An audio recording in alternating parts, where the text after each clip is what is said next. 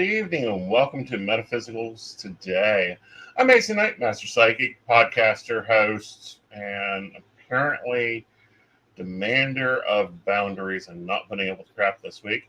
And of course, I'm sitting down with premier UK psychic, medium extraordinaire, premier psychic, Hazel Firefly. How are you, darling? I'm sweltering. It is raining so hard outside, but it's still really warm. You know, I was talking last night with one of my friends in Melbourne. And I'm like, okay, you know, because he made a comment that he had to go turn on his fireplace. And I am like, are you nuts? And he's like, yeah, it's below zero here. Took me a moment to realize that he was talking in Celsius also. Yeah. Yeah, and I'm like, that's colder than cold. Anyway. And I'm like, okay, I think I have a plan, but we need to have some capital here. Here's the plan. We get a house in Melbourne or New Zealand, one of those. I go down for their summer. I come back for my summer. You go down for their winter. You come back for your winter. No, that sounds like a plan. Uh-huh. But we've had thunder and lightning. We've got it all going on, but it's still so warm. Uh-huh. Like, we call it wet heat. When it rains, it just gets wet heat.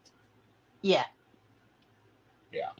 All right. Hello, Miss Shannon. How are you? Hope you're having a great day. Hello, Miss Brenda. Nice to see you, darling. Oh, your friend in Scotland says it's a cold summer there in Scotland. Maybe you should go to Scotland. Oh, I'd love to. But then if you think about it, we've only had 3 really hot days, and this is supposed to be our midsummer. Yeah. Yeah, But we're getting close to it. I've noticed that our summers are starting later and finishing later. Mm-hmm. They don't start until about the 1st of July, and then they carry on until the end of September, the beginning of October. Mm-hmm. For us, no, you know, it really didn't start getting warm till about June. Yeah. And I'm expecting it to get cooler around Halloween. Yeah. Okay. And then immediately it's like we've lost 2 seasons. I don't know where we put them. Someone put them up for safekeeping, but we lost spring and fall. It's either hot or freezing. Yeah. Yeah. But just have to go with the flow. We can't change the weather. We've got to put up with it because it's part of how the world is changing. Well, actually, that's the problem. We changed the weather.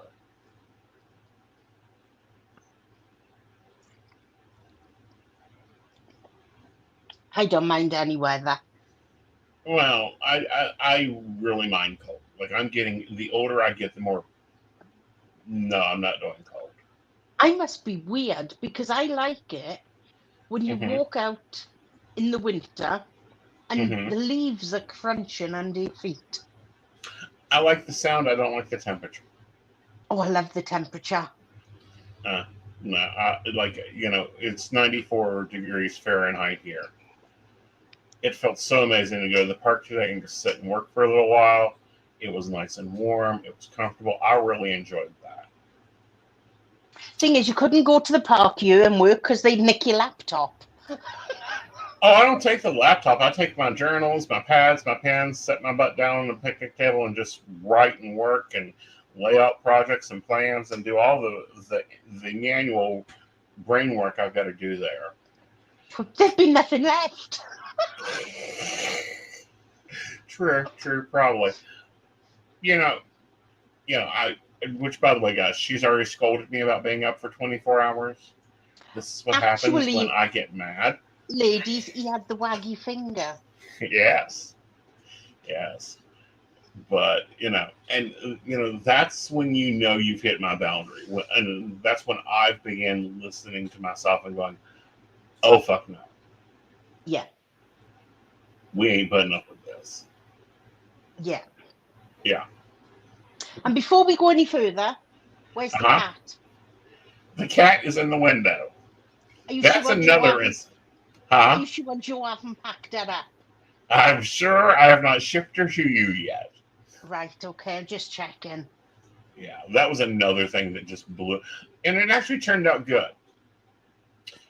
For those that don't follow my social media and is not a barista, I made my first loaf of gluten-free bread. It was a decent loaf of gluten-free bread. It has to sit and cure for about 24 hours in open air. Yeah. To get all the moisture out. So it was on the microwave. This is an area that is a no cat area. Didn't think she can get up there and move it across the microwave and plopped it into her water ball.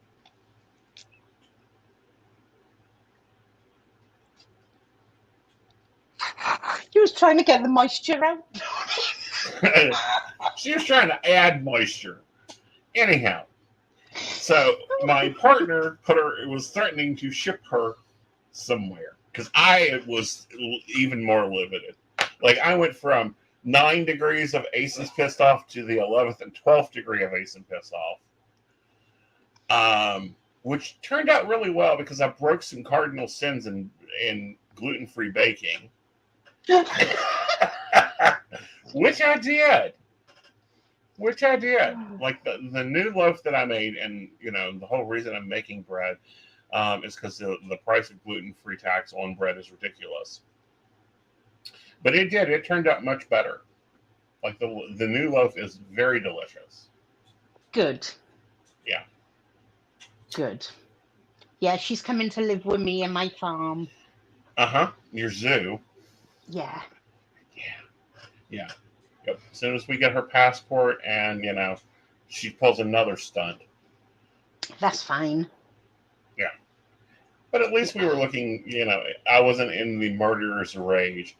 And I do have a really clean kitchen and living room and back. Like the house got very clean during this time. And, no insurance claims were filed. Nobody got told exactly how to turn themselves into a meat puppet. And there's been a very good resolution, I think. Wouldn't you think of that incident? It was supposed to happen. What, me getting pissed off? Yeah. It was supposed to happen, her moving the bread. Mm-hmm. Because, as Brenda said, she knew you could do better. Well, and at that point, because you'll try all these recipes. First of all, can we talk about some of these recipes out here online? I really don't care that you crack the code. Like, when I write this recipe up for our baristas, I'm not going to write the whole story of how this happened that is like 5 pages long. I'm going to do the recipe. And that's all I need. Yeah. And I'm one of these. I will make things up as I go along when I'm cooking. Right. And I normally do that in normal cooking. Baking is a science. Gluten-free baking is chemistry. Yeah. And that's been my problem is breaking the chemistry because I'm like, okay, the acid is this and this, and the neutrals are this and this, and the base is like, there is stuff I forgot in high school that I am having to remember. The thing is, if it didn't take so long for your parcels to get there, I could send you gluten-free bread. I know, but look at the price. Because we got It's so much. How much is a loaf of gluten-free bread with you? All right, let me translate that for you.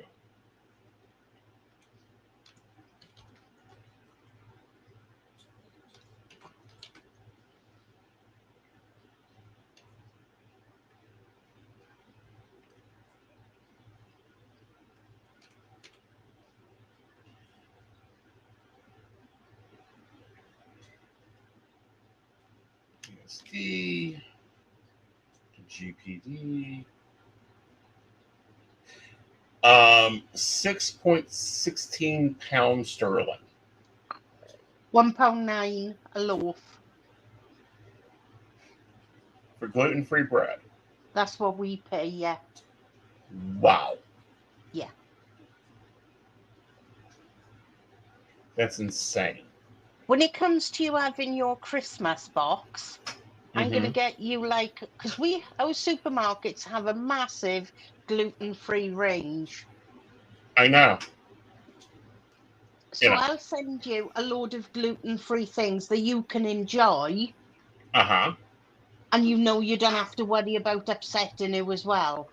Exactly, because we can't upset me anymore. Like, No. I can't take 3 days down. No. They have biscuits, they have cereal, everything you can think of is in that range. That's insane because, like, here, if they have a stock, it's like this, it's like a bookshelf. Hang on. Like the size of your gate. I'll tell you. Right, hang on. Where are we? Tesco's.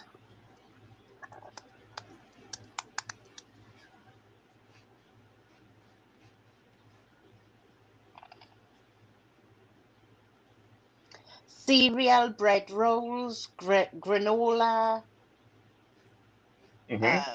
muffins, porridge, pasta. Right. For a bag of 500 grams of gluten-free pasta is only 75p. Okay, compare that to your average price. Same price. Really? So you guys don't have the gluten-free tax? No. That's wild. No. That is so wild. They've got 160-gram oat biscuit breaks, like cereal biscuits for breakfast. £1.80. Wow. Macaroons. That's not bad. Do you have macaroons over there? I'm unsure. We may. But... Well, for a pack of 6, and they're really big ones, chocolate macaroons, they're £1.50. That's cheap. Y'all guys have such cheap food. Sorry, you do. Yeah. So I'll send, when it comes to your Christmas box, I'll send you gluten-free things, not to upset you. Awesome. Thank you, darling. I gotta get your box out. I really do. The problem is I've got to go shopping for your box, and that's what I've not had time to do. I will be doing that soon. Don't stress. It's all good. Honey, I know I don't stress. It's not a stress. It's like, no, I need to write this down, and plan for it. But anyhow, today we're talking boundaries, and we're talking how to keep from getting to the point of destruction, nuclear war.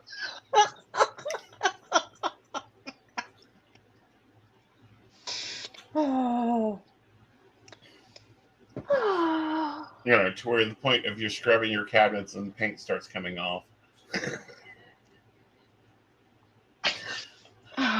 You just went for the all natural look.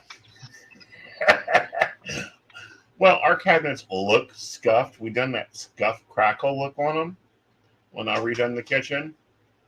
There's a spot that's very clear that that's the case. I took a Brillo pad to it.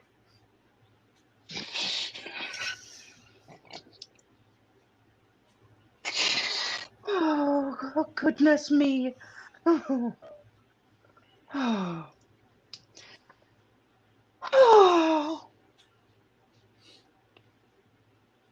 See, Shannon's got OCD. I bet Shannon goes mental when she's pushed over her boundaries. Oh, I feel like Shannon's probably one. When you hit her boundary, it's a tank bomb going off. Yeah. I can see a machete. Oh, I can see an AR-15, but I think she's probably more of a thrower than I am. I reckon Brenda's a good runner. Oh, I don't think she's a good runner. I think when she goes off, she cuts for it with a knife. Oh.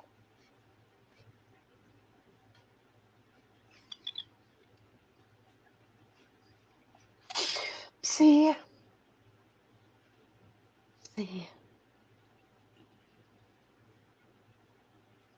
Oh, Brenda's the devil. Shannon just scrubs everything. Mm-hmm. Oh. See, Yeah, when I she's not lose allowed to do deep. the kids know when I'm about to blow my stack. Oh, really?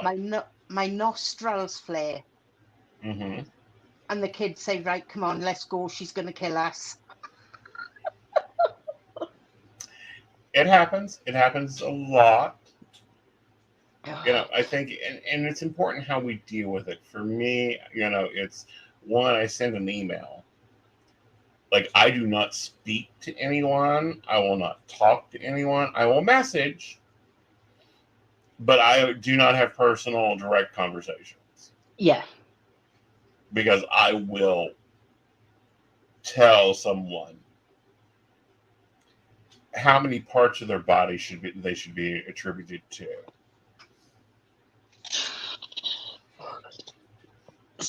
See, the boys got me. They know me now. I'll speak to them in a certain tone. Mm-hmm. If that don't work, I just give them the look. Mm-hmm. If that don't work, they know to run because then the nostrils are going. Mm-hmm.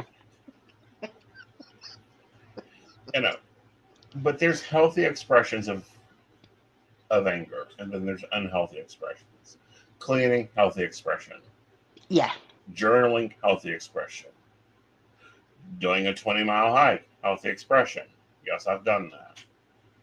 Unhealthy expressions, going on the attack. Yeah. Passing your anger Yeah. to somebody else. Aiming low for the belt. Like, and people do this all the time in arguments. They will aim low belt. And it's like, that's How not many? how you should do it. And the prime example is TikTok. Uh-huh. When you're watching somebody's live and they start arguing, and then, oh, your fat comes out, and then you're ugly, and I'm like, grow up. Yeah, You're not that's in the like kindergarten playground. arguments. Yeah. Yeah. And that's like, I think you need to stop going live. Yeah. And I If think you, as well, it comes down to maturity mm-hmm. and what you've learned through life to get you to the point where you can handle that as well. Right. You know, and you gain, personally, I gain experience. Like every time I've gotten into that, to that point of arguing, I gain a lot more perspective. Yes.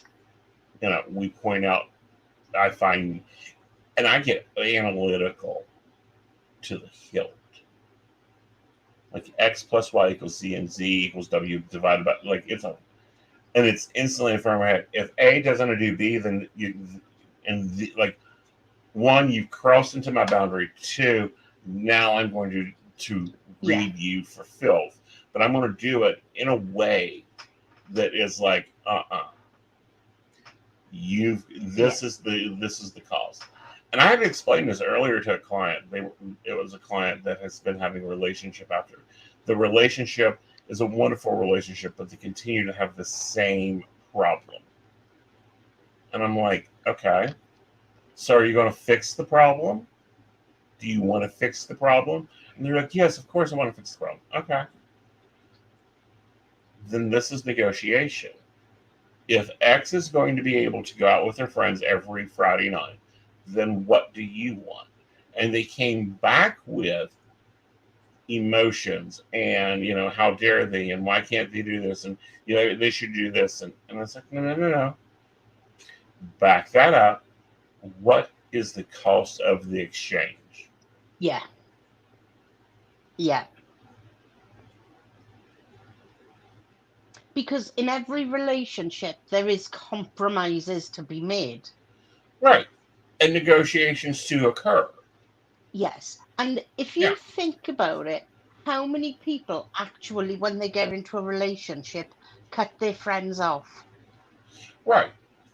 And that's normal for some archetypes of friendship, of relationships. Yeah. There's also the ones that are frienders that, like, if you're going to be in a relationship, great, but all these other people came before you. All these other people will be standing for you. Yeah. I have history with all of them. Yep, get over it. Yeah. And the friender doesn't get that. And the, I don't know, what do we want to call them? Focuser archetype is like, I don't have friends. I'm in a relationship with just you. We should only communicate with just each other. And it's like, No. that's not healthy. That's not the situation.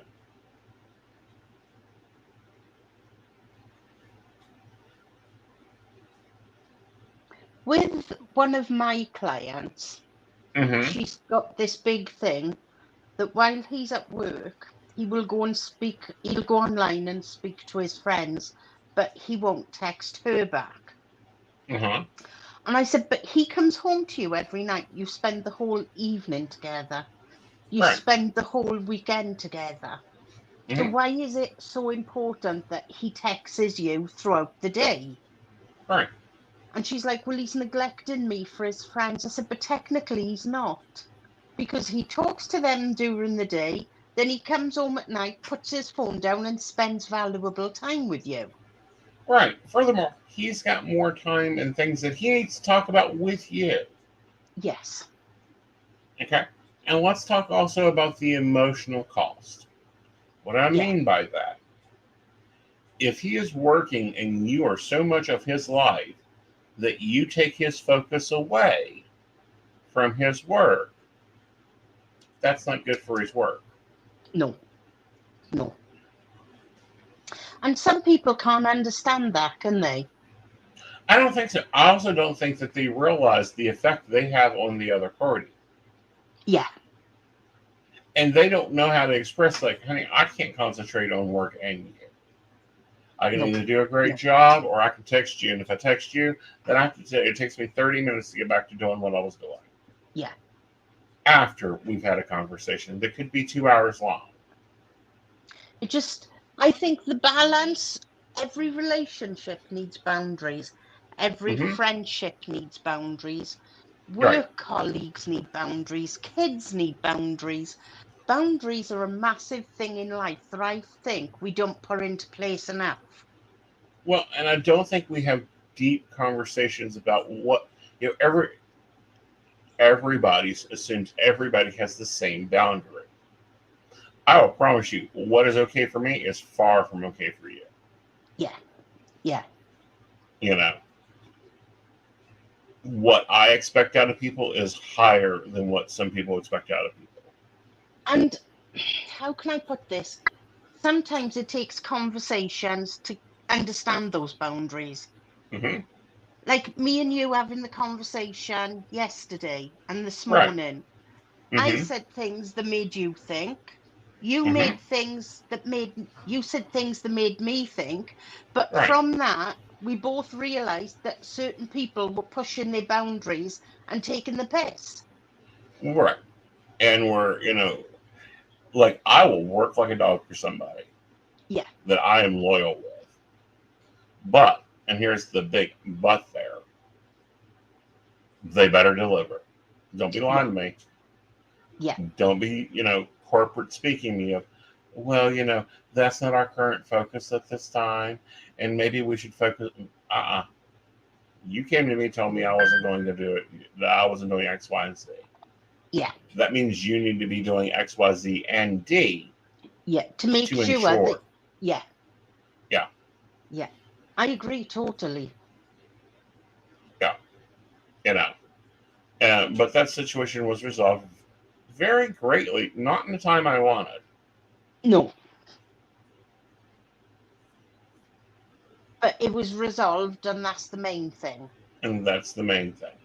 But it would not have gotten resolved without me blowing my stack. Yeah. Yeah. Without me going, I don't think so. And it's good that we can speak to each other about things like that. Right. Because you see a different perspective than I do. Especially if I'm in what I call the trenches. Meaning I'm doing the work. I'm active in the processing of emotions and feelings and clarity and making sure all the preliminary. And you're like, but that didn't happen. This was supposed to happen, and that didn't happen either. Yeah. And it's like, oh yeah, I forgot about that. So I turn around and go, and another thing. Yeah. But that's where, as friends, we bounce off each other. We do. And as colleagues, we balance each other. Yeah. Yeah. Like, I know if I get up in the morning and there's a message from yourself, I know there's something wrong. The same as you do if I message you when you're offline. Right. But that's where we it's good like, together. what have they done today? Yeah. Yeah. And that's that's the normally good my thing. commentary is, what have they done today? And it'll be, they fucking done this. Right. And what I find really interesting is that mine and your values align greatly when it comes to our work ethics and our view of our work. Like, we look at the broader picture. We look at where the industry is opening itself up. But we have a lot of the same boundaries of like, no, you do not get to demand things out of me. Yeah. Yeah. No, I'm not upselling a client that doesn't need an upsell. Yeah. You know. And the other thing is, neither of us believe in wasting clients' money. No. If they don't like the answer they've got, it's like, well, I can't help you no more if you're not willing to listen to what I've got to say. Or for me, and in my view, it's not only if you don't want to listen to what I say, but there's nothing else to say. Yes. Like, you have exhausted and asked everything except for and including the color of the man's socks of what he's wearing today. Yeah. And it's like, there's no more to do here. Go take what I gave you, put it to work, and come back in a month. Because they will want to keep drilling. And it's like, there is nothing else to say. I am now repeating myself. And it's like, I said this. I said that. I've addressed that. But I've addressed that. Yeah. And that's where we stick together. It's like, I've had a client and I've had to come to you and say, look, what do you advise me to do?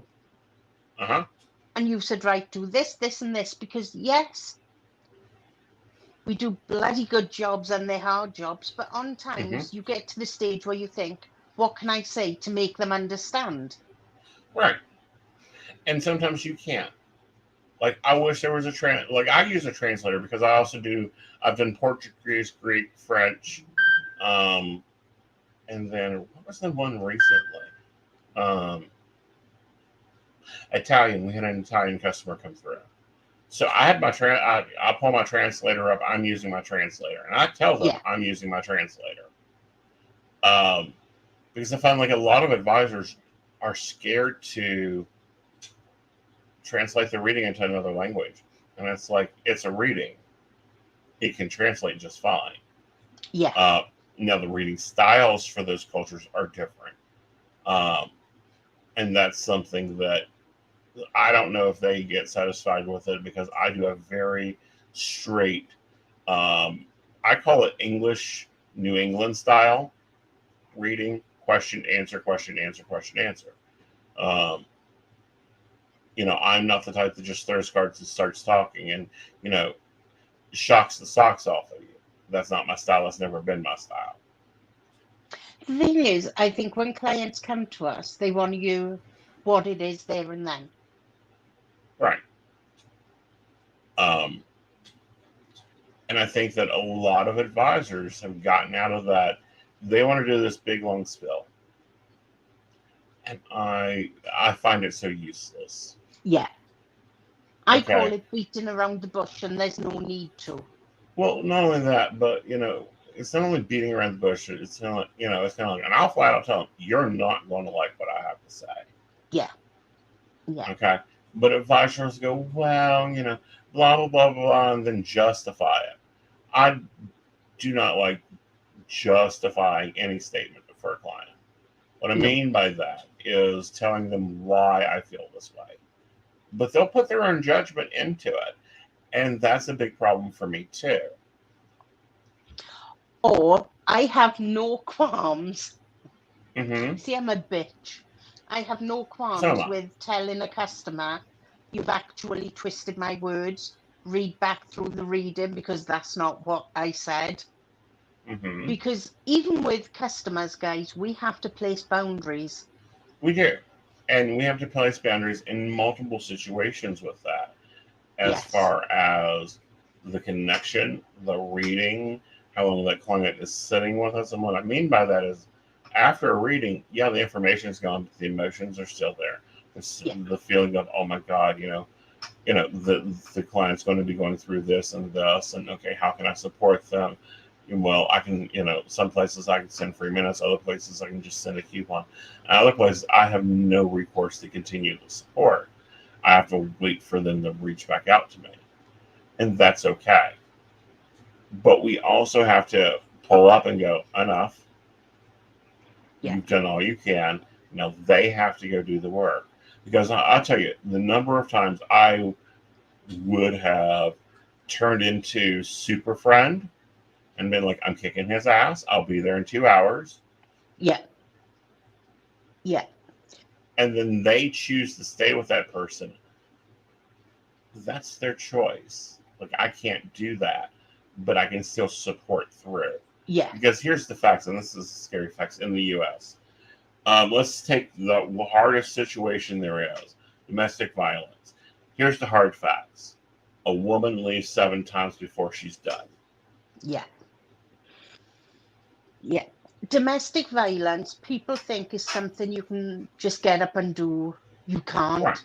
You've got to can. plan things. You've got to make sure that you've got a place of safety to go. If you've Right. got children, you've also got to have an action plan for them. Right. Every step in life is about an action plan. Right. But with that situation in particular, they will still go back. They can have the safety plan, they can have the funding, they can have the home, they can have their whole new life. And on average, the woman goes back 7 times. Yeah. Yeah. Can I just add as well? Go for it. It's not just women that flee domestic violence. No, it isn't. Years ago, it used to be just the women that would flee, but now the numbers are rising that I think men are near enough at the same place as women that flee as well. The reporting of them are. Yeah. And I that's should imagine new. it's a lot more. I should think it's a lot more than the figures they say. Right. And when it comes to the men demographic, we don't have numbers on the men. That's how low reporting this is. Okay. But think about this. As we're sitting there as advisors going, this is not a good relationship. He is going to hurt you. You need to leave. You need to quickly get away. Yeah. And here's the contact numbers, here's the crisis numbers, here's the SWAT numbers, because depending on the situation, they may need police involvement to help extricate. And in your heart, they're not ready. Yeah. Because they will come back and say to us, when should I do it? Right. And you're right, Brenda. Change is scary, but I think a lot of people as well, because they are in the situation of the other person controls the financial situation, they worry about where they're going to get the money from. How are they going to manage? Right. What are they going to do? Yeah. Okay. And this is just looking at domestic violence. When we look at abusive relationships in other areas, like corporate abusive relationships, and yes, workplace bullying, workplace abuse occurs. It may not be physical abuse. It may be emotional abuse. It could be gaslighting you. Oh, you did not do that. Yes, I did. Oh, that did not happen. Yes, it did. I got a question for you now, which relates to this conversation. Is coercive abuse a criminal offence over with you? It is not. See, they've just brought that in over here, that's now classed as a criminal offence. Really? Yeah. Now, is it just physical or is it also emotional? Emotional as well. Okay, see, that probably won't happen. And financial abuse have just been made legal. Mm-hmm. So that's now all going through as well. Interesting. Interesting. But no, I don't think anyone's talking about the psychological games that abusers play in the workplace. Yeah. Um, because they will.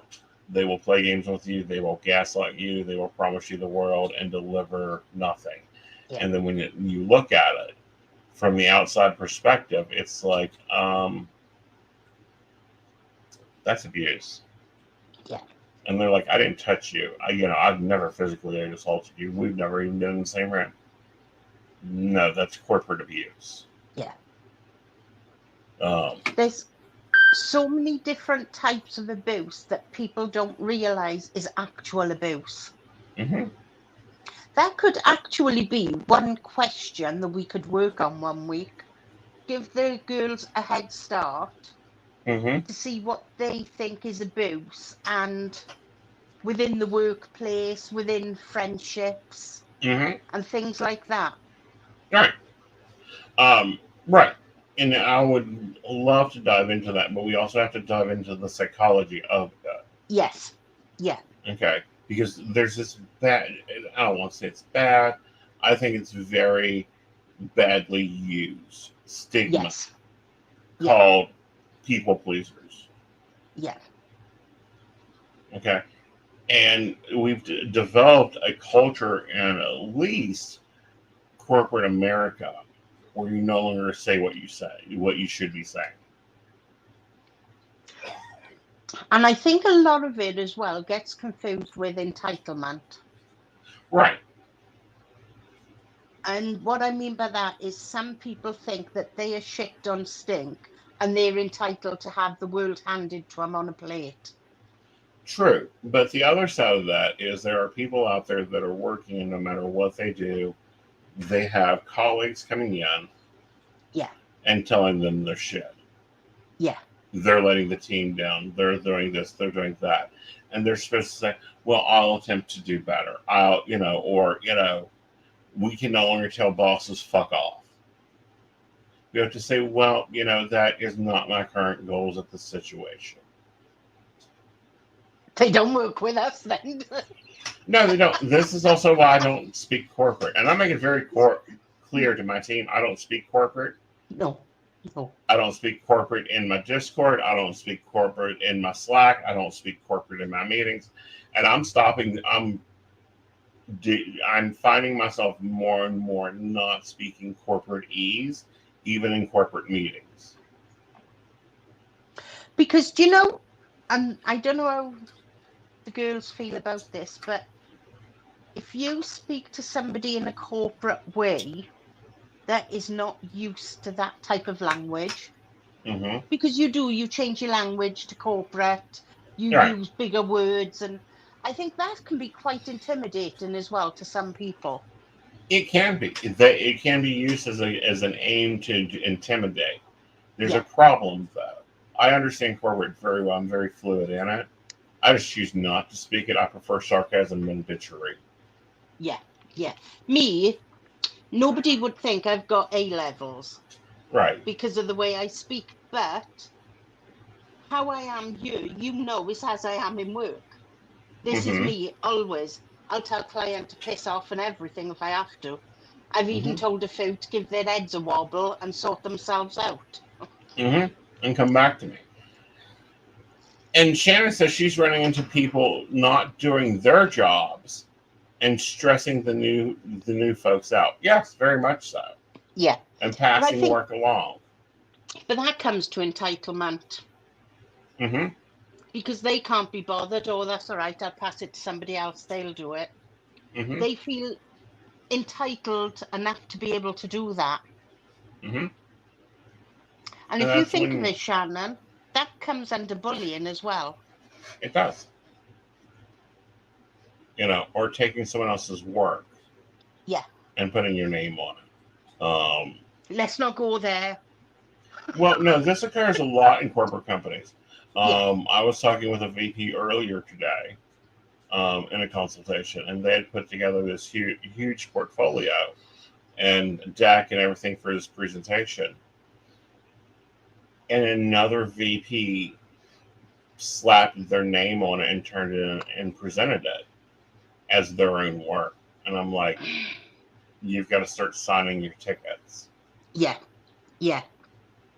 And even with that, you know what I would say?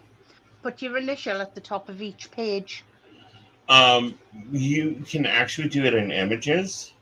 Right. Since this is computerized, in your media and the attributes to the photo, you can put yours in there. Right.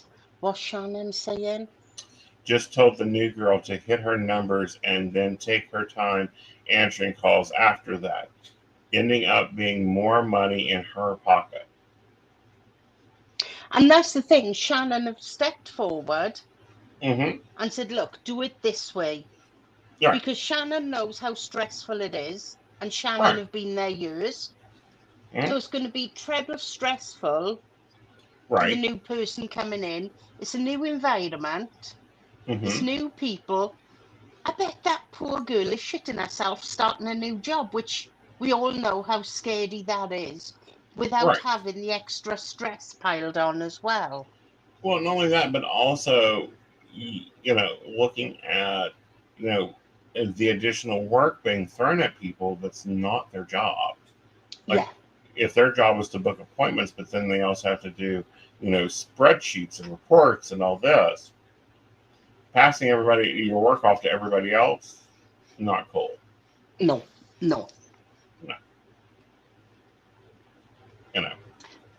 And that's where boundaries come into place, where Shannon said, basically, look, this is a boundary. Work to this boundary. Right. Not intimidating the girl at all. Not saying, do this, this, and this.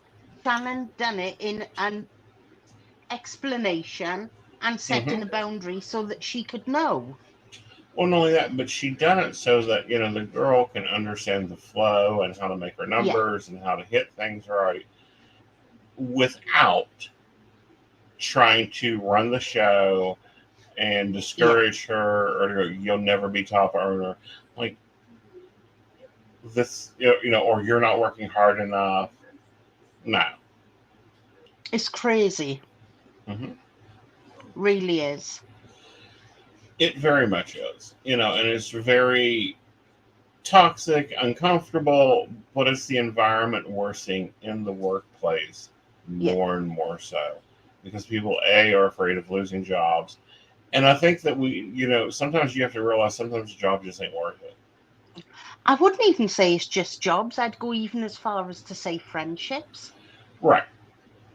If your friends can't support you, if you're, you go to talk to them and you're on the phone and they have literally ruled the conversation.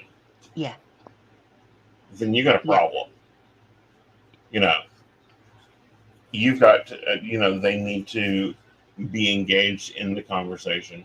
They also need to be engaging with you and allowing you to get things into a position of comfort. Yeah.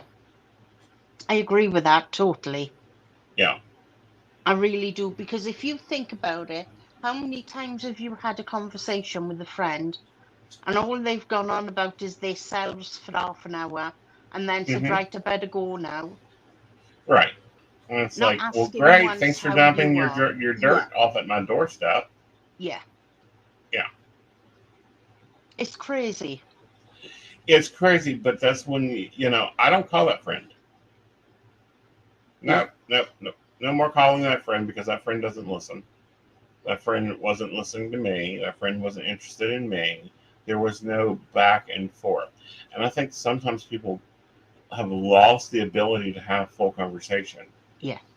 It's because everything more often or not is done via text. Right. Well, even then there's etiquette to it. Yeah. I send something. You send something. I send something. Yeah. You send something. Not I send 15 things. Yeah. And I get a yeah. And then I send 15 more things and I get uh-huh. And I send, that's not how it's done. No. Do you know the most ignorant I think about texts is the thumbs up? I use it quite often to acknowledge receipt. I just find it so ignorant. Right. But would you prefer that or acknowledged, acknowledged, acknowledged, acknowledged? I would prefer just the word okay than the Right. thumb. True. And I do that with you because I know you don't like that. But if you look at me and Joe's conversation, there's a lot of acknowledged, acknowledged, acknowledged, Yeah. acknowledged, acknowledged, because there's no response needed. No.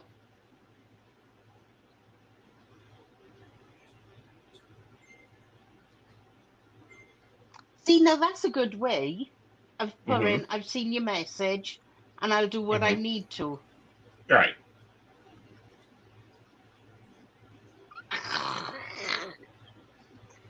Oh, Shannon's supervisor goes 10-4, 10-4, 10-4. But the thing is, again, it shows that they've seen the Right. message and they're doing something about it. Mm-hmm. Some people are so finicky. Well, some people get so wrapped up into, but he didn't say anything. All I said was I wanted chicken for dinner, and he didn't say anything back to me. Yeah. What did you want him to say back to you? Okay, darling, that'd be lovely. What are you cooking with the chicken? Yeah. You know, like there's just no room sometimes, or no energy, and that's the other part, is how much energy do you have to spend for that? Yeah. You know, if he's in the middle, let's say you're working for a man that's a construction worker, and he's waist deep in concrete. You don't want anything more than a thumbs up, because I promise you, you're going to have to be cleaning those jeans. Yeah. Yeah. Right. Oh, Shannon's like, my kids, you didn't respond to my message. Me, you didn't ask the question.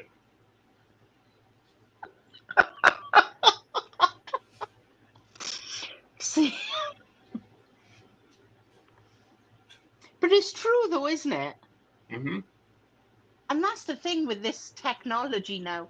You can read a message and the other person knows you've read it because they can see that you've read it. Right. It's just crazy. It is. It is. It's very crazy. Well, darling, what do you got on your schedule this week? I'm doing my normal days. Okay. So about 9 a.m. until about midnight. I will take the afternoon slot off. Uh-huh. I will be a little bit later this week because Sean have got a lot of dental work. Is he doing on okay? Wednesday. He's having all the preparation work done ready for all his caps. Ah. So Yeah. Do you have any soft food in the house, like puddings and soups and all that? Yeah. Yes, bless him. Got Parker Saturday night. Right. But then once he's gone to bed, I'll come and work. So just Very normal, cool. basically. What about yourself? Well, I'm doing mega schedule, meaning I will be working the afternoon and nights. And so you just have to watch my availability. And when do you intend sleeping? In the mornings. I'll find out if you don't. Oh, I know. But no, I'm doing much better on my sleep routine. I get to bed about 9 in the morning. Yeah. And I'm up between 1 and 3. That's not a lot of sleep, you know. I know, but I also have a nap in the evening. Right. You know, so I'm getting anywhere from 6 to 8 hours a day. Right. Make sure you do, because I will do. find out. I know. You've got the cat spying on me. I have. Mm-hmm. I have. And Joe will tell me anyway. Oh, yeah, he always does. He always tells on me. All right, guys. I will be back on tomorrow with the Psychic Coffee Shop. Me and Joe will be in on Friday with Mountain Bears. And of course, Psychic the Plans on Sunday. We look forward to having you again with us soon. And we hope you've enjoyed Metaphysical Today. You've just walked in your room. Uh-huh. You get up on your chair now. Yeah, she's running late today.